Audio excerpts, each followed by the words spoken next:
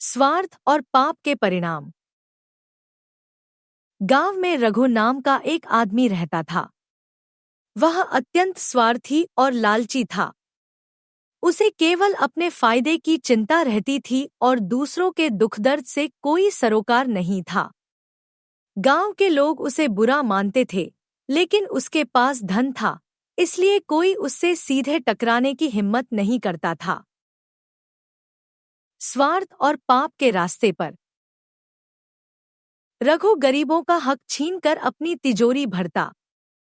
वह व्यापार में बेईमानी करता, किसानों से सस्ते दामों में अनाज खरीदता और महंगे दामों में बेचकर मुनाफा कमाता।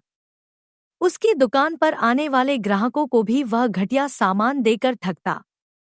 कई बार गांव के बुजुर्गों ने उसे समझाया, लेकिन वह हंसकर टाल देता और कहता, इस दुनिया में पैसा ही सबसे बड़ा सच है।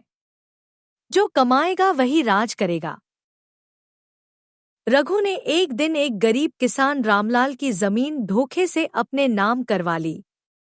रामलाल ने रो रो कर उससे विनती की, रघु भाई, यह जमीन मेरे पूर्वजों की निशानी है, इसे मुझसे मत छीनो। लेकिन रघु ने उसकी एक न सुनी और उसे घर से बाहर निकाल दिया।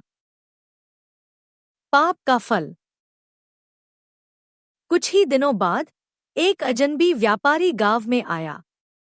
वह बेहद चालाक और मक्कार था।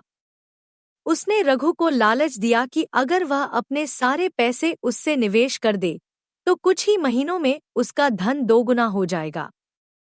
लालच के अंधे रघु ने बिना सोचे समझे अपनी सारी संपत्ति उस व्यापारी को सौंप दी।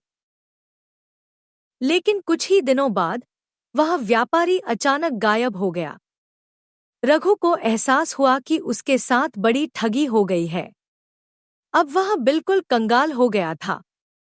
उसने अपने सारे पैसे, अपनी जमीन और यहाँ तक कि अपनी दुकान भी खो दी। अंततः विनाश। रघु जब मदद के लिए गांव के लोगों के पास गया तो सभी ने उसे दुत्कार दिया।